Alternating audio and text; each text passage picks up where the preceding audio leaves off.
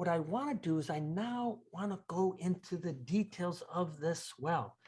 And what I think I'm going to do here is that I'm going to erase everything off this graph. And I want to start from scratch. Okay, I want to start from scratch. So here I am. I'm going to remove everything. And then I just want to look at this thing much more in detail. Okay, here we go. So what we want to do is we want to do the following thing.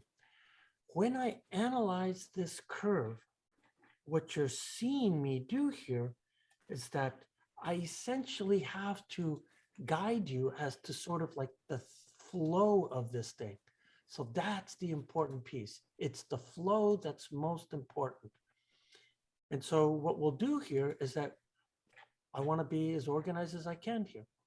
So the first thing that I would say here is that this is what they call the binding energy per nucleon curve.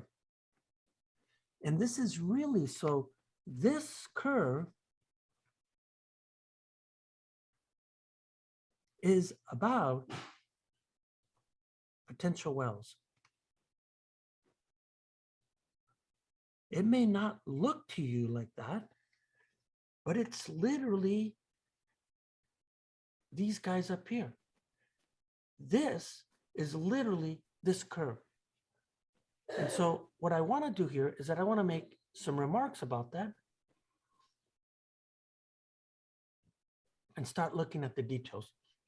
So the first thing that I'm going to do here, so remember, I'm going to keep coming back to this picture. So I'm going to be zooming up and down continuously. So the first thing here is that I want to start with an analogy first to make sure that we're clear about this. So when I think about this is I'm going to think about a hole in the ground. And when I think about the hole in the ground, what I imagine that it looks something like this, of course. And one of the things that we could say was, yeah, up here we have, you know, the grassy knoll or whatever it is. And then down here, we have the dirt that surrounds it. So when we talk about a hole, what we really say here is that the ground level is what we call 0 feet. So if I put something, let's say I come in here and I put an orange ball here, right? So I then say that this is a ball at the bottom. And maybe we get a little bit more specific and we go like, well, the depth of this well is really 3 feet here.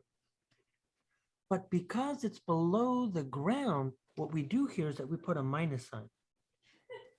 Okay, and here's the important thing here. Minus signs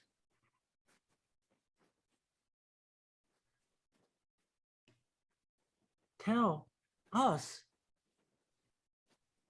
that something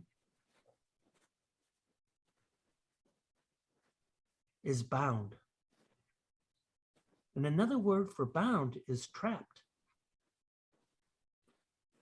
So when I look at this orange ball, because it's below the ground, we know that there's a minus sign and we know that it's a trapped ball in this well. Here we go. So then, now let's look at some of the details. So I'm going to come at this a couple of different ways. So the first thing I want to say is I now want to look at the details because this is such an important curve. We need to go over the details. So the details of the binding energy per nucleon curve. So there's a long list on these things, and I'll try to break it up into two pieces to show you what do I mean here. So the first thing that you should note here is that the energy, the binding energies on this curve are negative, right? So look at these values. If you come and you start to look at that negative value here. Look at that negative value.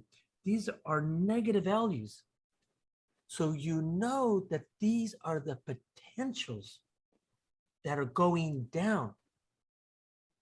And so at the same time, what we're going to say here is this. The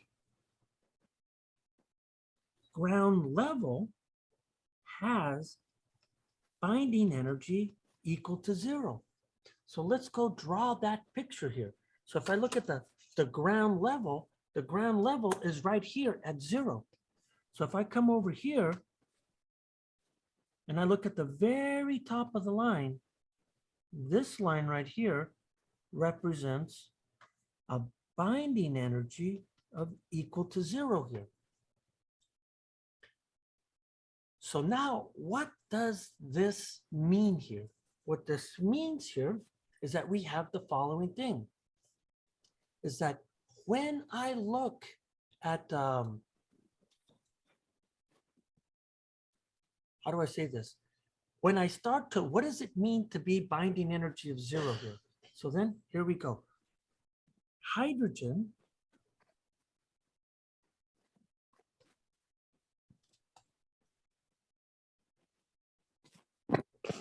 hydrogen 1, which is what we defined in our language like this.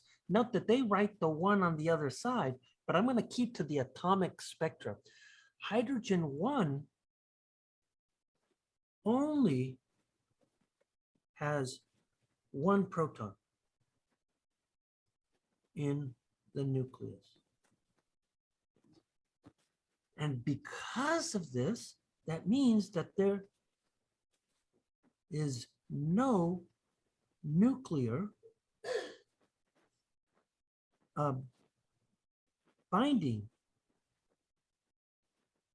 So because of this, that means that the binding energy is equal to 0 for hydrogen 1. So if you look at the curve, look at where hydrogen 1 is at.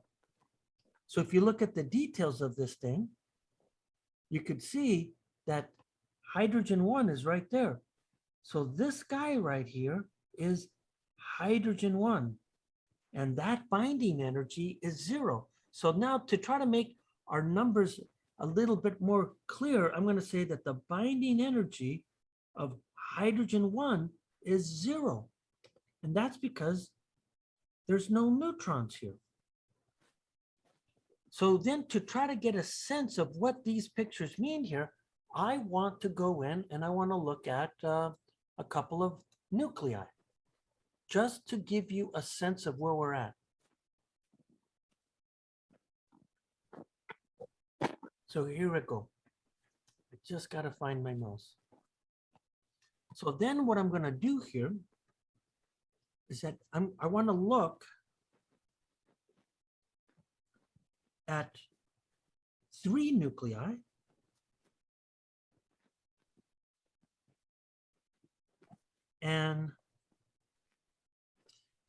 And these lie at very specific locations. And these locations are important. You could see that there's this green bar. So I'm going to look at lithium 6. So if I look at lithium 6, I'm going to divide this like this. This guy is where? This is to the left of the green line. And then the other one that I want to look at is that I want to look at iron. And I'm going to look at iron 56. And what's special about iron 56 is that this is at the lowest part of the curve. And the other one that I'll look at is I'm going to look at uranium. Oops. uranium-238. And what's special about uranium in this case, this is to the right